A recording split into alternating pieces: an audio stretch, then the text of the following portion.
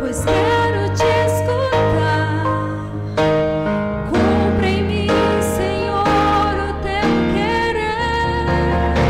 Espírito Santo, estou aqui. Entrego minha vida só pra te servir. Sem a tua presença não posso viver.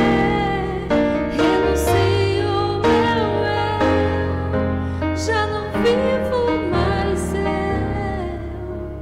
Cristo vive em mim.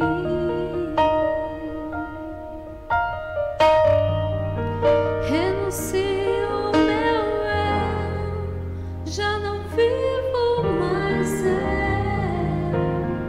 Cristo vive em mim. Amém. Deus seja louvado.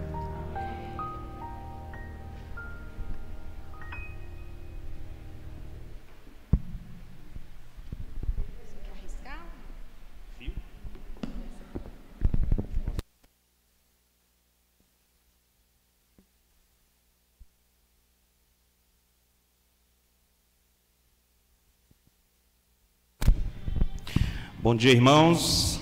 Feliz sábado a todos vocês. Como diria Paulo, graça e paz da parte de Cristo nosso Senhor. Interessante que essa expressão ocorre no Novo Testamento, pelo menos, dependendo das traduções, mais de 144 vezes. E mais interessante ainda é que saber que Cristo, ele nunca disse essa expressão.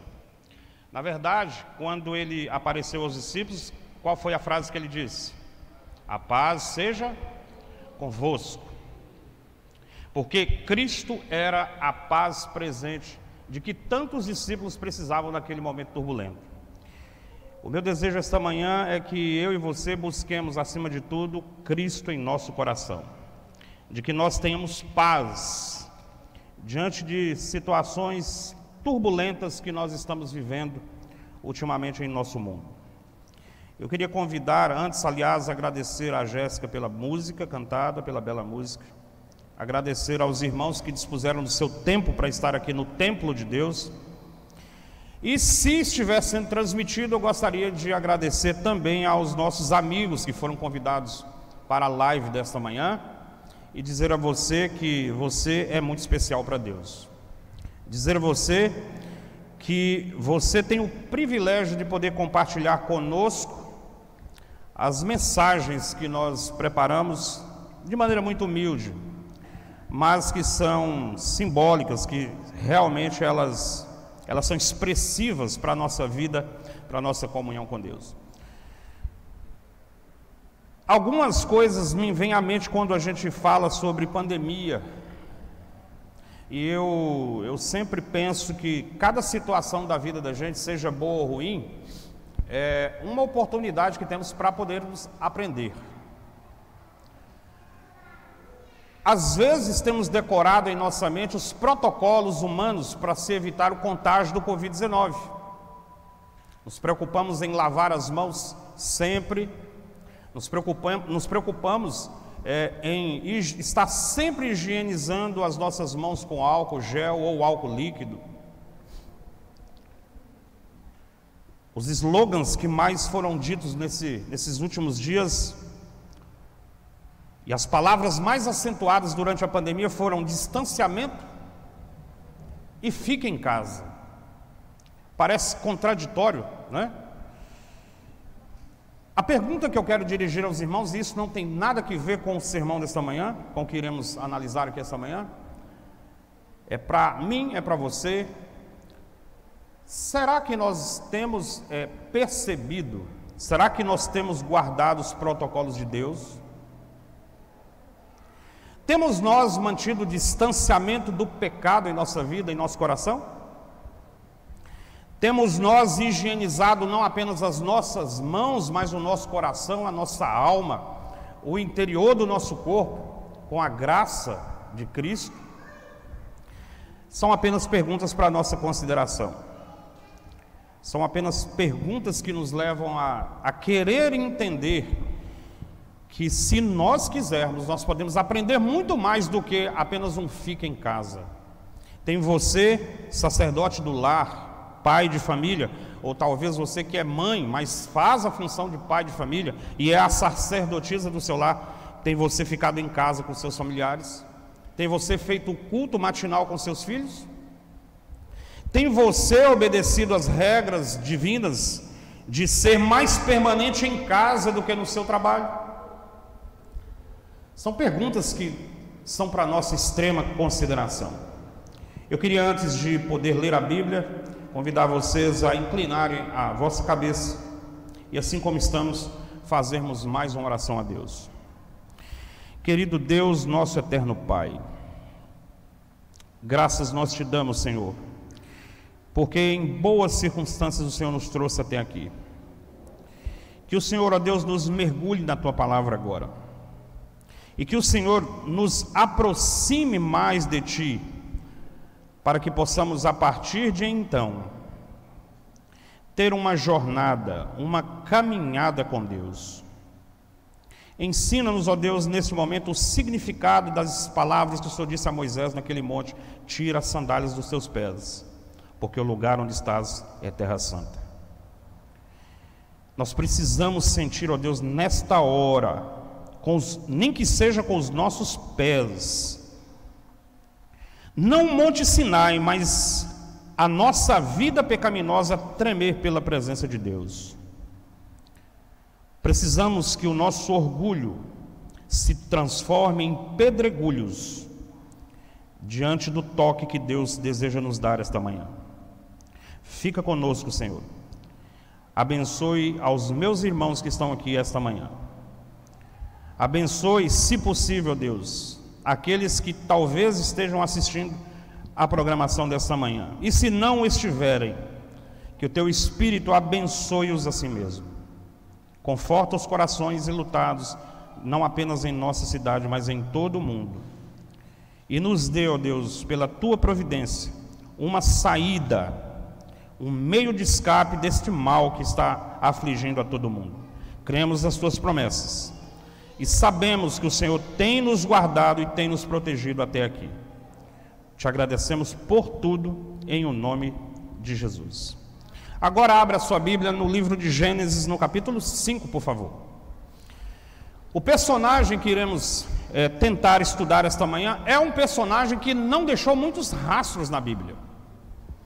Poucas expressões, talvez 3 delas, uma contida no livro de Gênesis, a outra contida no livro de Hebreus e a outra em Judas, que não tem capítulo, lá nos versículos 14 e 15.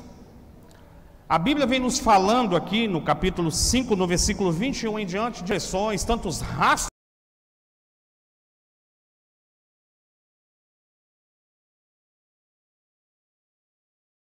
na Bíblia, como Paulo, que escreveu vários livros, nem como Cristo, que deixou o seu testemunho aqui em toda a Bíblia, a começar do Gênesis até o Apocalipse, porque tudo aqui é feito nele e por ele.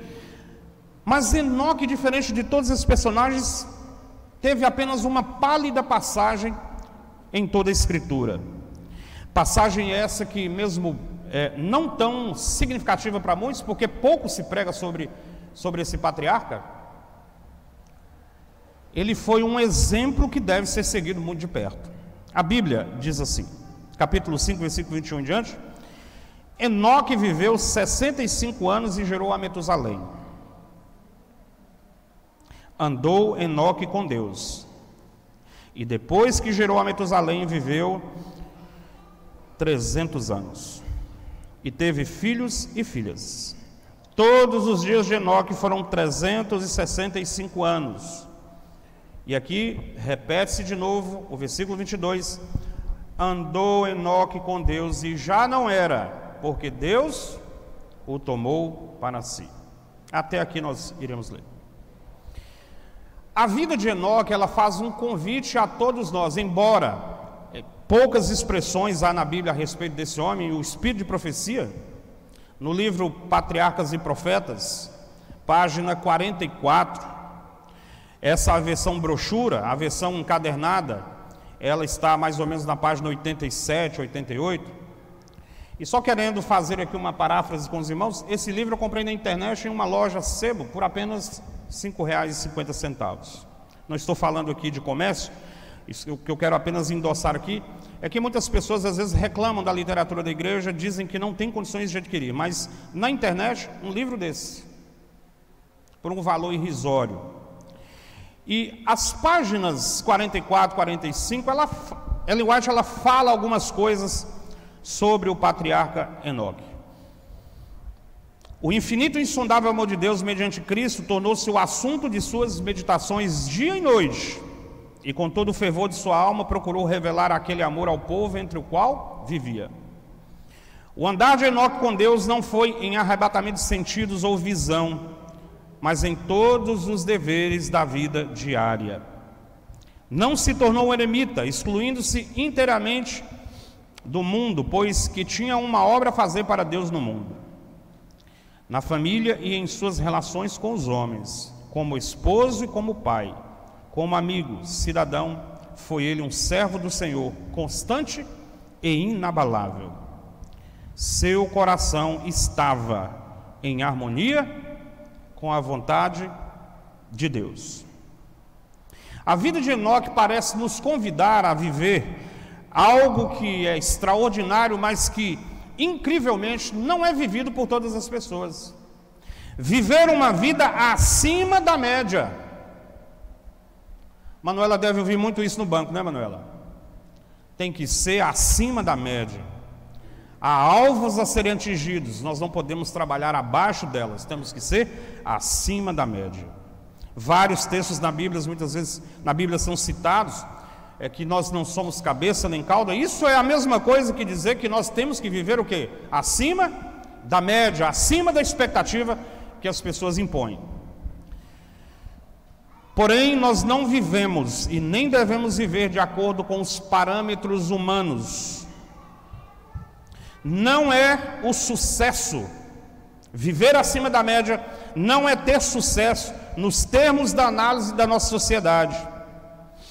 Eu fiquei intrigado quando vi um depoimento de uma senhora que perguntou ao seu pastor, por exemplo. Ela disse que, comparando os dois, Caim e Abel, ela disse que Caim viveu acima da média e Abel não.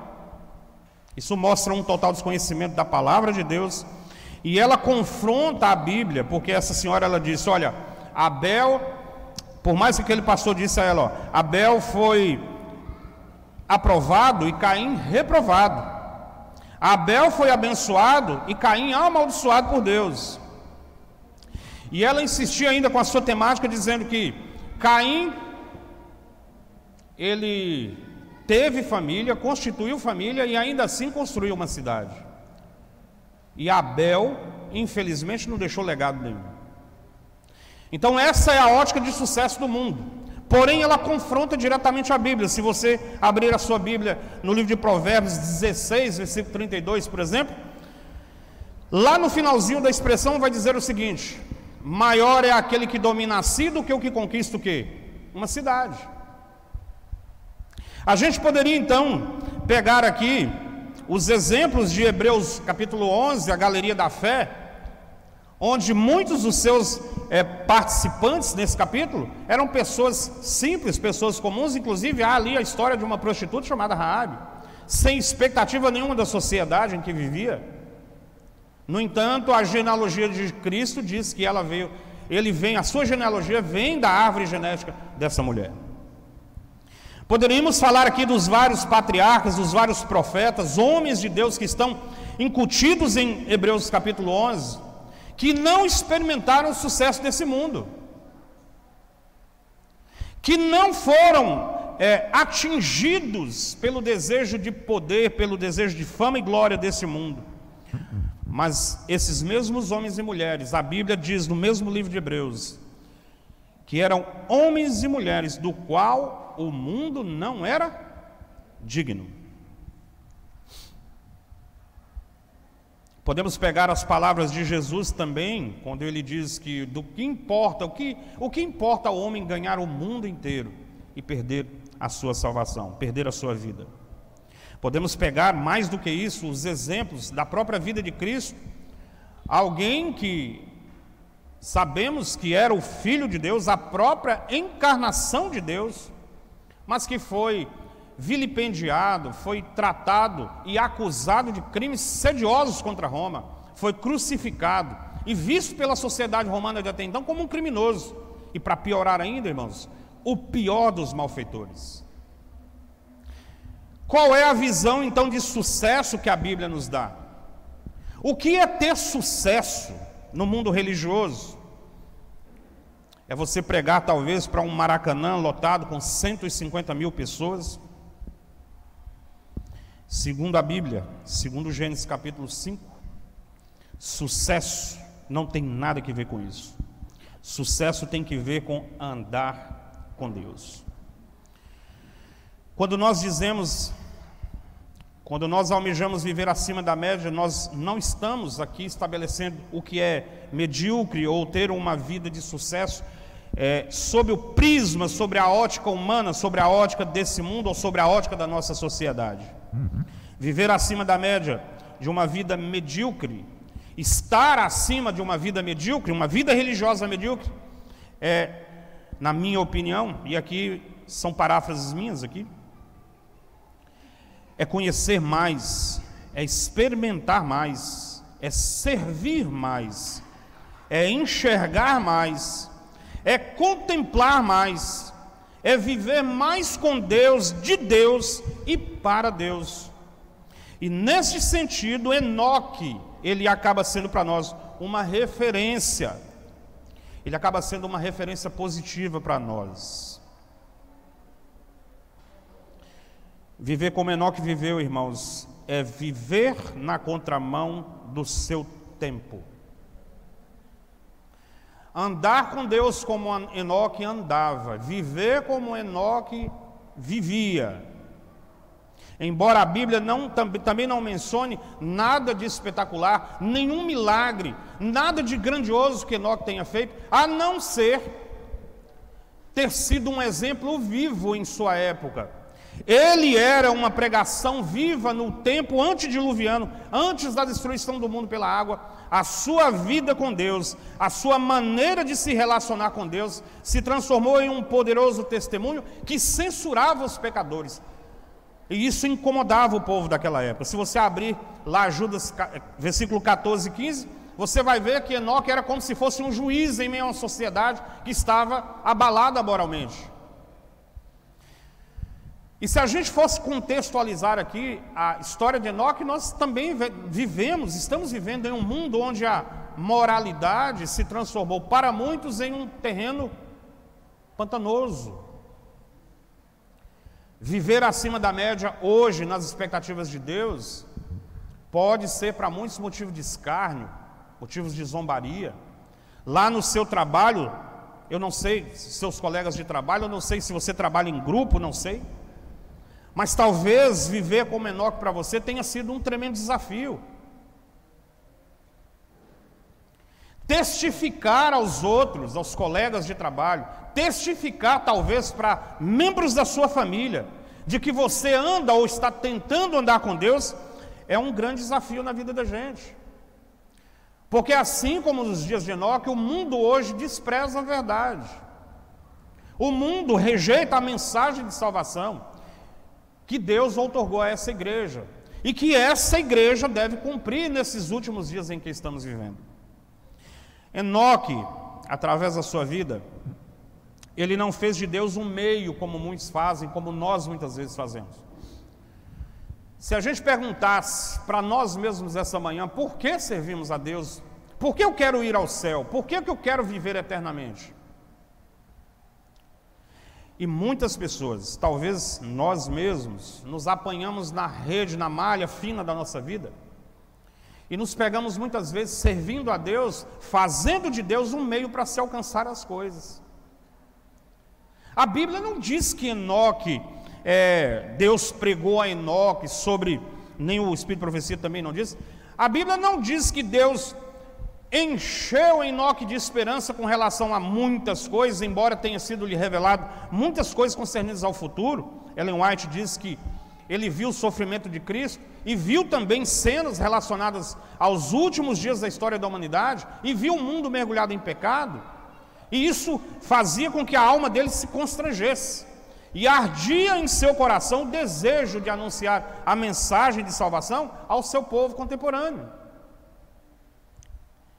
Eu não sei se você tem feito de Deus uma tábua de salvação. Andar com Deus não tem a ver nada com isso. Deus para nós tem que ser o fim e não o meio. Nós não podemos servir a Deus na expectativa de alcançarmos alguma coisa. A Bíblia diz, de Enoque diz, andava com Deus, só e nada mais. Deu para entender?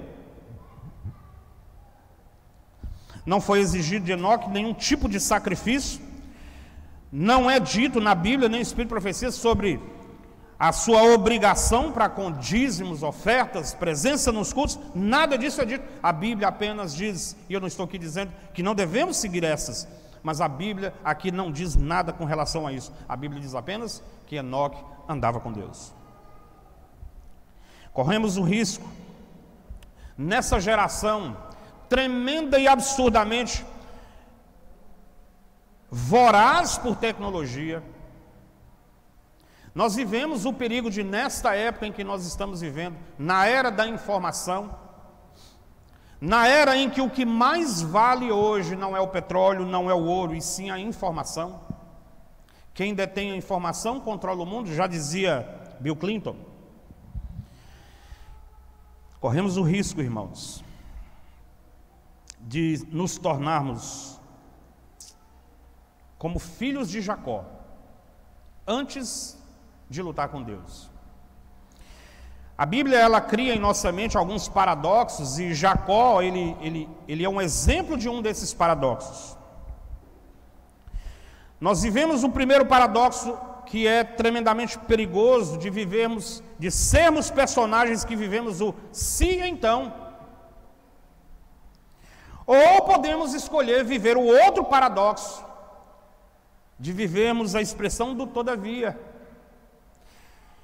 Se alguém lembra da história de Jacó antes de lutar com Deus, Jacó colocou a seguinte condição para Deus: se Deus estiver comigo, se Deus me proteger durante a viagem, se Deus garantir as minhas roupas, se Deus, e aqui eu vou modernizar, eu vou contemporizar, se Deus curar a minha enfermidade, se Deus livrar os meus filhos da droga, dos vícios do álcool, se Deus libertar um familiar que tem o apreço da morte, então Ele será o quê? O meu Deus. Deu para pegar? Deu para entender? Corremos o risco de volatilizar a Deus. Criamos o risco, irmãos, aqui nesse texto e nesse tempo em que nós estamos vivendo, de nos relacionarmos com Deus baseados no se e então. No entanto, o outro paradigma que a Bíblia nos convida a viver com base na vida de Enoque é o todavia. E ninguém mais expressivo em toda a Bíblia, muito maior do que Enoque ou qualquer patriarca e profeta, o próprio Cristo, lá no Getsemane, quando estava orando,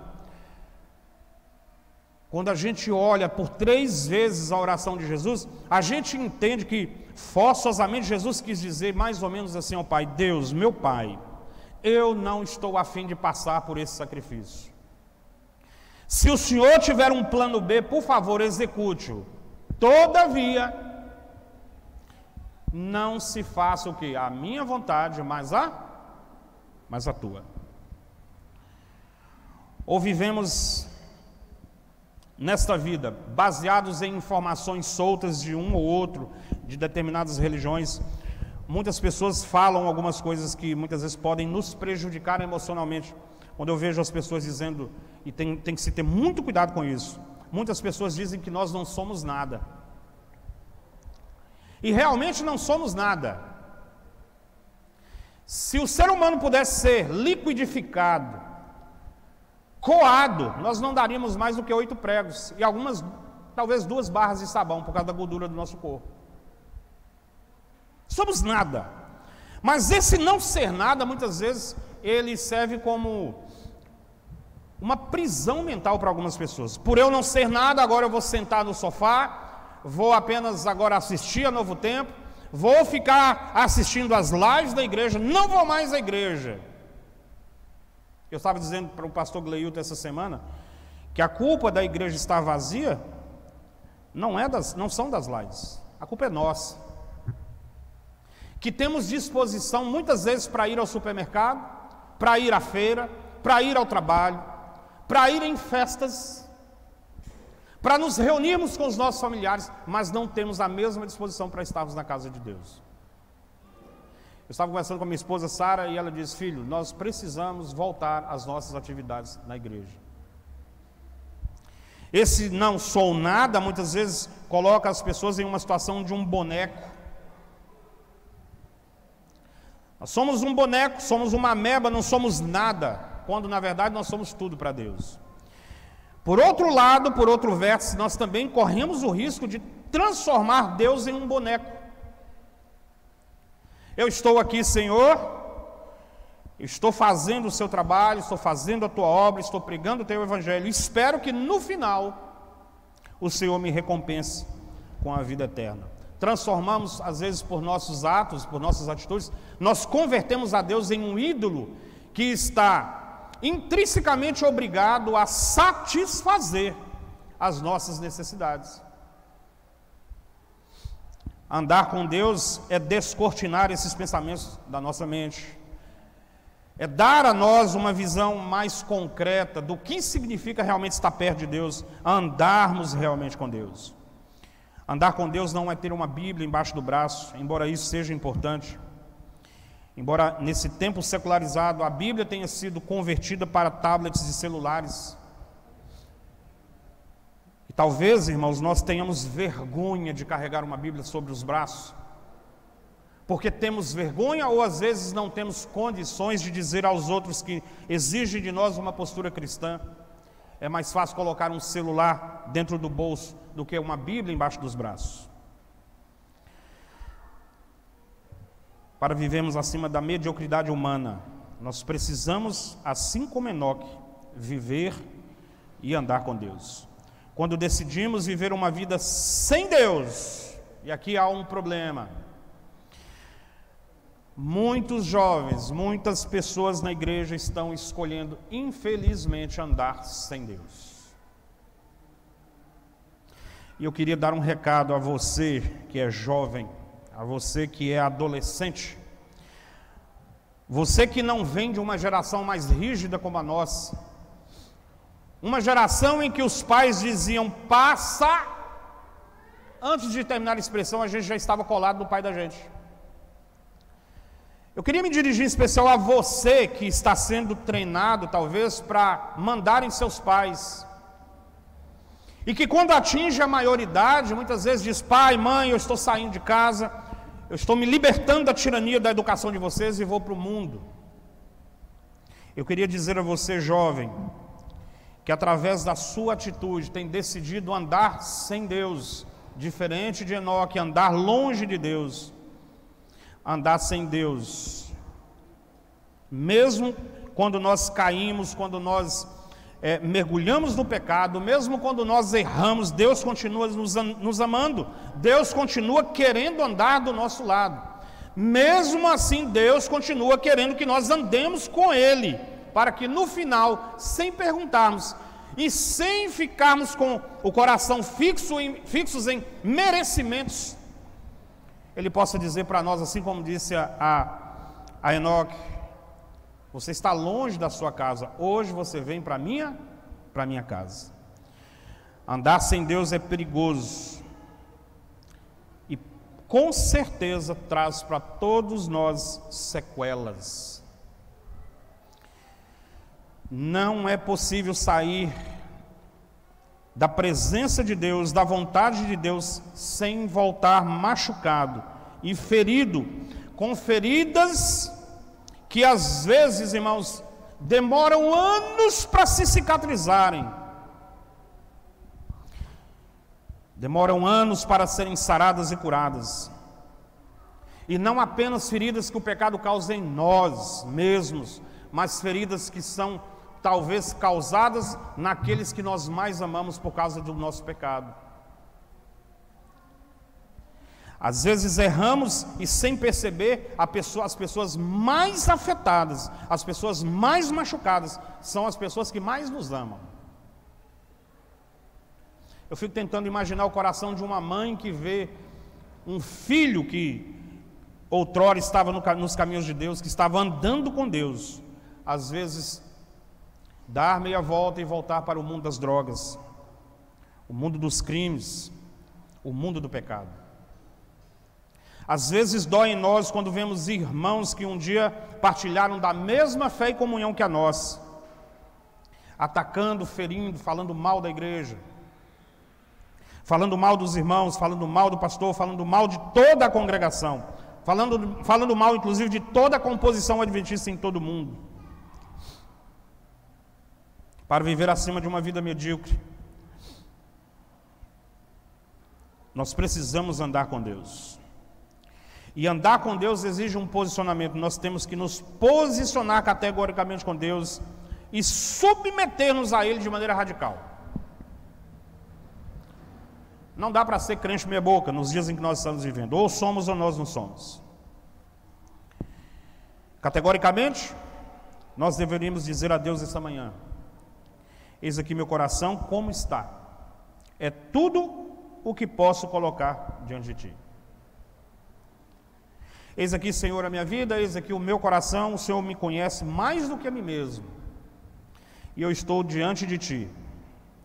E de maneira radical, nós deveríamos dizer a Deus esta manhã, assim como Maria disse: eis aqui a Tua serva, faça-se em mim segundo a Tua vontade, nós deveríamos também dizer: todavia, seja feita a Tua vontade e não a minha.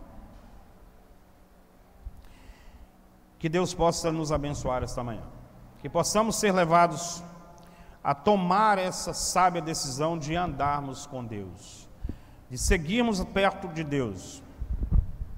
Nós estamos vivendo nos últimos dias da história desse mundo, e às vezes quando lemos a Bíblia, quando nós meditamos no fim, nós às vezes pensamos, somos tentados a pensar que a nossa sobrevivência, a nossa luta contra o pecado aqui nesse mundo nos recomenda a Deus.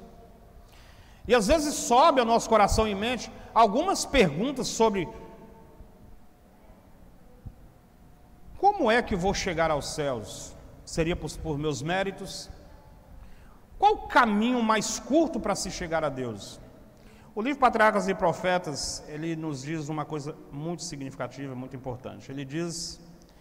Ele nos traz o perfil dos filhos de Deus nos últimos dias. Falando do mesmo personagem Enoque, essa resposta pode ser respondida lendo essas poucas linhas desse livro.